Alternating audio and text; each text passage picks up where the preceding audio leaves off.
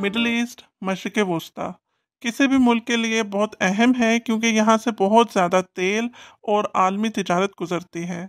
America का मकसद दुनिया के वसाइल और मंडियों को कंट्रोल करना और पूरी दुनिया पर अपनी मर्जी मुसल्लत करना है। और दूसरी तरफ इसराइल अरब सरजमीन पर कब्जा करना चाहता है। अपने अपने मकासद के हसूल के लिए अमेरिका और इसराइल दोनों एक दूसरे के साथ पार्टनरशिप में काम करते हैं। इसराइल अपने तहफ़्फ़ुज़ की आड़ में बाकायदगी से शाम यानी सीरिया पर बमबारी करता है और अमेरिका को खित्ते में मुदाखलत का मुसलसल बहाना फराहम करता है। अमेरिका उनको हर किस्म की मदद, असला और जंगजू फराहम करता है और यहूदियों की तरफ से उठाए हुए हर घिनौने मंसूबे को कामयाब करने में लग जाता है। इसराइल आज़ाद अरब रियासतों पर हमला करने और अदम इस्तेहकाम पैदा करने में अहम किरदार अदा करता है।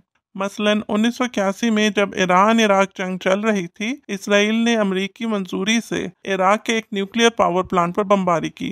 हालांकि उस जंग में अमेरिका खुलेआम इराक की हिमायत कर रहा था, लेकिन खुफिया तौर पर अमेरिका चाहता था कि दोनों ममालिक एक दूसरे को तबाह कर दें। इस दहशतगर्दी में इसराइल अमेरिका का एक वफादार पार्टनर रहा है। जैसा कि जो बाइडेन ने एक बार कहा था, अमेरिका को अपने मफादात के तहफ़्फ़ुज़ के लिए हर उस खित्ते में जहां इसराइल नहीं है वहां एक इसराइल पैदा करना होगा।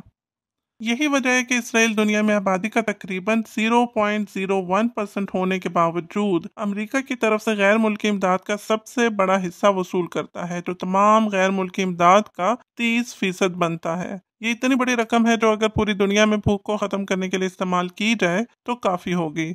लेकिन इस वक्त जब इसराइल फ़लस्तीन में जुल्म और बर्बरियत का इर्तिकाब कर रहा है, अमरीकी हुकूमत इसराइल को मज़ीद इमदाद भेजने की सरतोड़ कोशिश कर रही है। हालांकि पूरी दुनिया गजा में मुसलमानों के कत्ले आम की मजम्मत कर रही है। अमेरिका इसराइल की हिमायत क्यों करता है, इसकी वजह तो समझ में आ गई, लेकिन बाकी यूरोप और मगरबी ममालिक इसराइल की हिमायत क्यों करते हैं, इसकी वजह जानने के लिए तारीख पर नजर दौड़ाएं तो हमें पता चलता है कि ऑस्ट्रिया का एक यहूदी थियोडर हर्जल, जो एक सहाफ़ी और सियासी कारकुन था, उसने यहूदी वतन के हसूल के लिए 1897 में सहूनियत की बुनियाद रखकर एक मरबूत बैन अवी कोशिश का आगाज किया और अंग्रेज़ों को इस बात पर यकीन दिलाने में कामयाब हुआ कि यहूदियों के लिए फ़लस्तीन में अलग वतन बनाना ईसाइयों के हक में अच्छा है और मुस्तकबिल का ये मुल्क इसराइल बरतानिया का एक काबिल एतमाद इत्तेहादी होगा।